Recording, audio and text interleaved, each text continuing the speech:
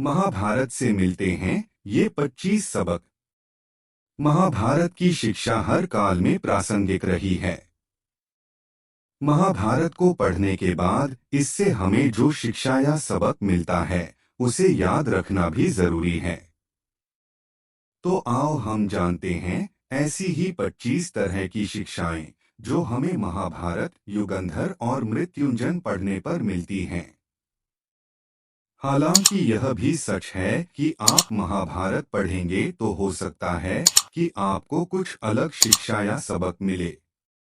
जीवन हो योजनाओं से भरा। जीवन के किसी भी क्षेत्र में बेहतर रणनीति आपके जीवन को सफल बना सकती है, और यदि कोई योजना या रणनीति नहीं है तो समझो जीवन एक अराजक भविष्य में चला जाएगा जिसके सफल होने की कोई गारंटी नहीं। भगवान श्री कृष्ण के पास पांडवों को बचाने का कोई मास्टर प्लान नहीं होता तो पांडवों की कोई औकात नहीं थी कि वे कौरवों से किसी भी मामले में जीत जाते। संगत और पंगत हो अच्छी, कहते हैं कि जैसी संगत वैसी पंगत और जैसी पंगत वैसा जीवन। आप लाख अच्छे हैं लेकिन यदि आपकी संगत बुरी है तो आप बर्बाद हो जाएंगे। लेकिन यदि आप लाख बुरे हैं और आपकी संगत अच्छे लोगों से है और आप उनकी सुनते भी हैं तो निश्चित ही आप आबाद हो जाएंगे। कौरवों के साथ शकुनी जैसे लोग थे जो पांडवों के साथ कृष्ण। शकुनी मामा जैसी आपने संगत पाल रखी है तो आपका दिमाग चलना बंद ही समझो।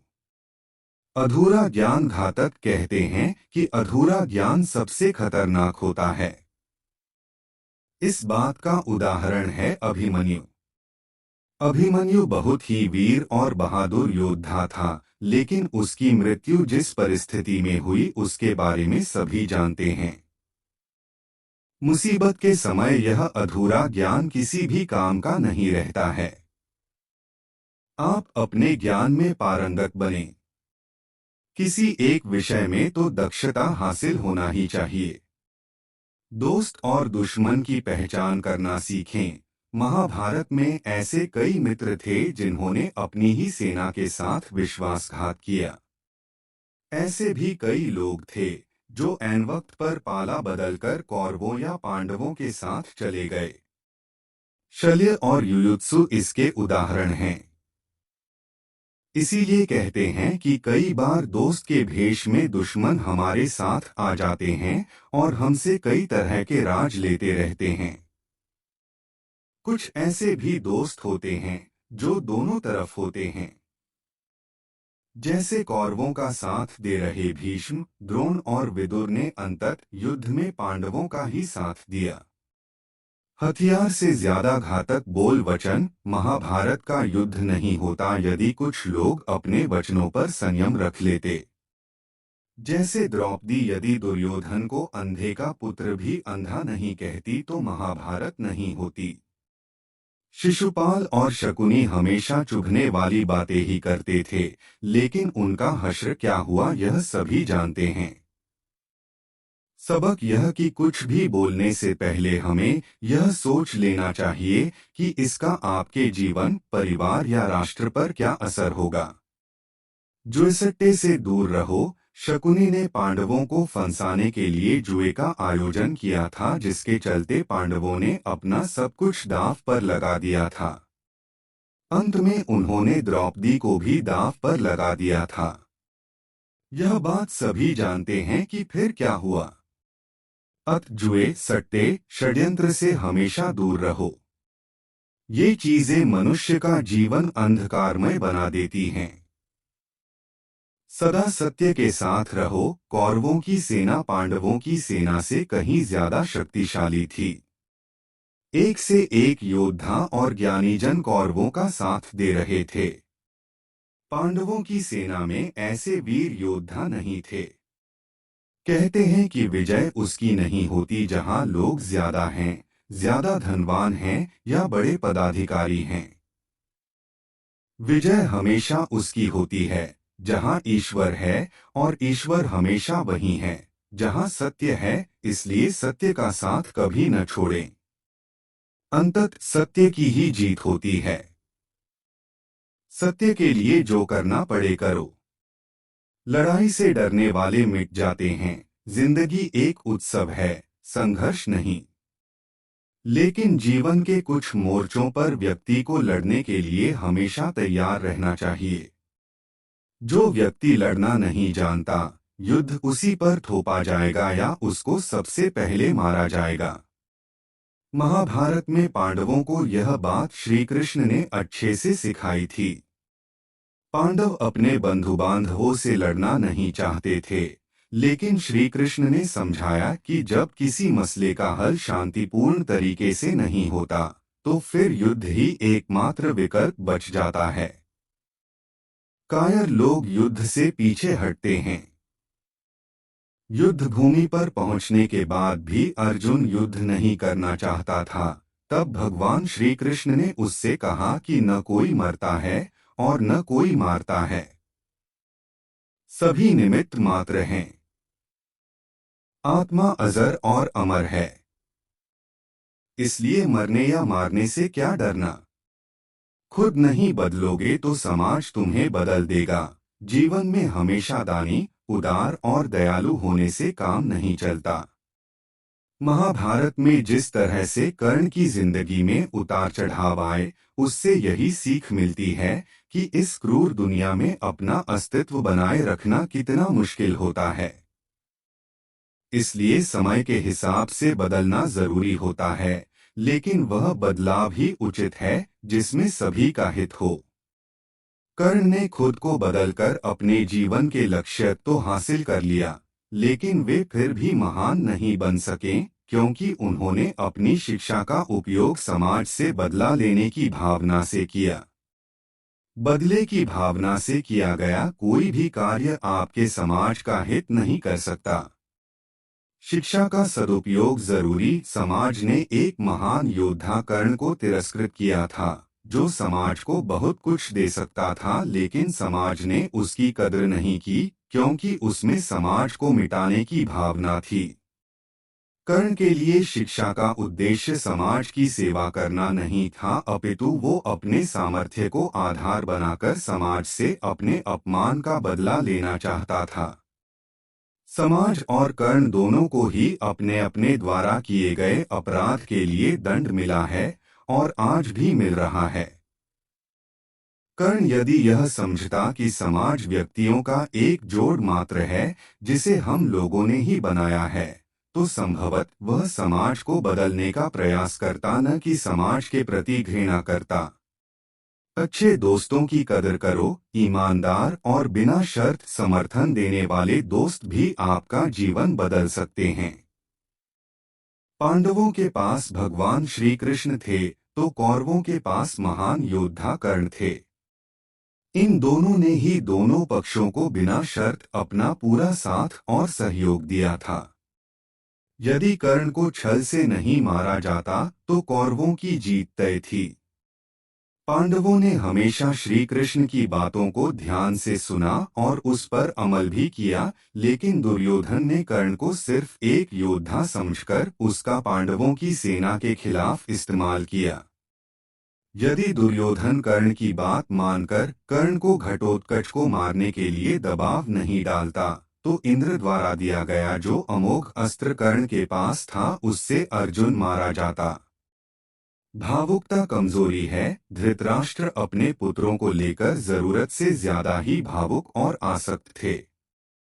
यही कारण रहा कि उनका एक भी पुत्र उनके वश में नहीं रहा। वे पुत्रमोह में भी अंधे थे।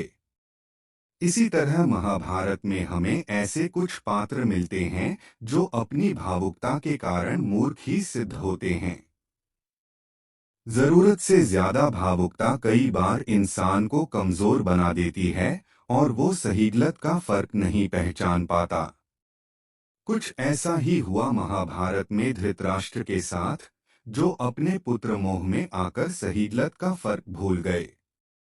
शिक्षा और योग्यता के लिए जुनूनी बनो। व्यक्ति के जीवन में उसके द्वारा हासिल शिक्षा और उसकी कार्य योग्यता ही काम आती है। दोनों के प्रति एकलव्य जैसा जुनून होना चाहिए, तभी वह हासिल होती है। अगर आप अपने काम के प्रति जुनूनी हैं, तो कोई भी बाधा आपका रास्ता नहीं रोक सकती। कर्मवान बनो। इंसान की जिंदगी जन्म और मौत के बीच की कड़ी भर है। यह जिंदगी बहुत छोटी है। कब दिन गुजर जाएंगे आपको पता भी नहीं चलेगा, इसलिए प्रत्येक दिन का भरपूर उपयोग करना चाहिए। कुछ ऐसे भी कर्म करना चाहिए जो आपके अगले जीवन की तैयारी के हों। ज्यादा से ज्यादा कार्य करो। घर और कार्यालय के अलावा भी ऐसे कार्य करो जिससे आपकी संतानें आपको याद रखें। गीता यही संदेश देती है कि हर पर ऐसा कार्य कर जो तेरे जीवन को सुंदर बनाए। अहंकार और घमंड होता है पतन का कारण। अपनी अच्छी स्थिति, बैंक बैलेंस, संपदा, सुंदर रूप और विद्वता का कभी अहंकार मत कीजिए। समय बड़ा बलवान है। धनी, ज्ञानी, शक्तिशाली पांडवों ने वनवास भोगा और अतिसुंदर द्रौपदी भी उनके साथ वनों में भटकती रही। समय के खेल निराले हैं। जिस अम्बा का जीवन भीष्म के कारण बर्बाद हो गया था, उसने शिखंडी के रूप में जन्म लेकर भीष्म से बदला लिया था। महाभारत में ऐसे कई उदाहरण हैं जिनसे यह प्रेरणा मिलती है कि घमंड को पतन का कारण बनने में देर नहीं लगती है। कोई भी संपत्ति किसी की भी नहीं है। अत्यधिक लालच इंसान की जिंदगी को नर्क बना देता है। जो आपका नहीं है उसे अनीतिपूर्वक लेने, हड़पने का प्रयास न करें। आज नहीं तो कल उसका दंड अवश्य मिलता है। भगवान श्री कृष्ण कहते हैं कि आज जो तेरा है, कल बीता हुआ कल किसी और का था और कल आने वाला कल किसी और का हो जाएगा। अत तू संपत्ति और वस्तुओं से आसक्ति मत पाल। यह तेरी मृत्यु के बाद यहीं रखे रह जाएंगे। अर्जित करना है तो परिवार का प्रेम और अपनत्व अर्जित कर, जो हमेशा तेरे साथ रहेगा। ज्ञान का हो सही क्रियान्वयन। शिष्य या पुत्र को ज्ञान देना माता पिता व गुरु का कर्तव्य है, लेकिन सिर्फ ज्ञान से कुछ भी हासिल नहीं होता। बिना विवेक और सद्बुद्धि के ज्ञान अकर्म या विनाश का कारण ही बनता है, इसलिए ज्ञान के साथ विवेक और अच्छे संस्कार देने भी जरूरी हैं। हमने ऐसे कई व्यक्ति देखे हैं जो है तो बड़े ज्ञानी, लेकिन व्यक्तित्व से दब्बू या खब्बू हैं या किसी जंगल में धूनी रमाकर बैठे हैं। उनके ज्ञान से न तो परिवार का हित हो रहा है और न समाज का। ऐसे लोगों को कहते हैं अपने मियाँ मिट्ठू। खुद लिखे और खुद ही बाँचे। दंड का डर जरूरी। न्याय व्यवस्था वही कायम रख सकता है जो दंड को सही रूप में लागू करने की क्षमता रखता हो। यह चिंतन घातक है कि अपराध से घृणा करो, अपराधी से नहीं। दुनिया भर की जेलों से इसके उदाहरण प्रस्तुत किए जा सकते हैं कि जिन अपराधियों को सुधारने की दृष्टि से पुनर्वास कार्यक्रम चलाए गए, उन्होंने समाज में जाकर फिर से अपराध को अंजाम दिया है। अपराधी को हर हाल में दंड मिलना ही चाहिए। यदि उसे दंड नहीं मिलेगा तो समाज में और भी अपराधी पैदा होंगे और फिर इस तरह संपूर्ण समाज ही अपराधियों का समाज बन जाएगा। युधिष्ठिर के अहिंसा में उनके विश्वास को देखते हुए युद्ध के बाद भीष्म को उन्हें उपदेश देना पड़ा कि राजधर्म में हमेशा दंड की जरूरत होती है, क्योंकि प्रत्येक समाज में अपराधी तो होंगे ही। दंड न देना सबसे बड़ा अपराध होता है। न्याय की रक्षा जरूरी। न्याय हमेशा उन लोगों के साथ होता है जो शक्तिशाली हैं या जो न्याय पाने के लिए प्राणपण से उत्सुक हैं। जिन्होंने अपने लिए न्याय मांगा है, उनके साथ ईश्वर ने न्याय किया भी है। मांगोगे नहीं तो मिलेगा भी नहीं, यह प्रकृति का नियम है। गुरु द्रोणाचार्य ने कर्ण और एकलव्य के साथ जरूर अन्याय किया था, लेकिन आज दुनिया अर्जुन को सर्वश्रेष्ठ धनुर्धर नहीं मानती, क्योंकि कर्ण और एकलव्य ने हमेशा न्याय की मांग की और अंत में आज दुनिया उन्हें श्रेष्ठ धनुर्धर मानती है। महाभारत हमें सिखाती है कि न्याय की रक्षा करना कितना जरूरी है। लेकिन यह भी एक कटु सत्य है कि न्याय सिर्फ शक्तिशाली लोगों के साथ ही है। छिपे हुए को जानने का ज्ञान जरूरी, यह जगत या व्यक्ति जैसा है वैसा कभी दिखाई नहीं देता, अर्थात लोग जैसे दिखते हैं वैसे होते नहीं, चाहे वह कोई भी हो। महाभारत का हर पात्र ऐसा ही है, रहस्यमयी। छिपे हुए को जानना ही व्यक्ति का लक्ष्य होना चाहिए, क्योंकि ज्ञान ही व्यक्ति को बचाता है। भगवान श्री कृष्ण के ऐसे कई योद्धा थे जो छिपे हुए सत्य को जानते थे। सफर करने में होती है बरकत, एक स्थान से दूसरे स्थान पर जाना या एक स्थान को छोड़कर दूसरे स्थान पर रहने से लाभ ही मिलता है। पांडवों को हस्तिनापुर छोड़कर 2 बार जंगल में रहना पड़ा और अंत में उनको जब खांडवप्रस्थ मिला तो वे वहां चले गए। इसी तरह भगवान श्री कृष्ण को भी कई बार मथुरा को छोड़कर जाना पड़ा और अंत में वे द्वारिका में बस गए थे।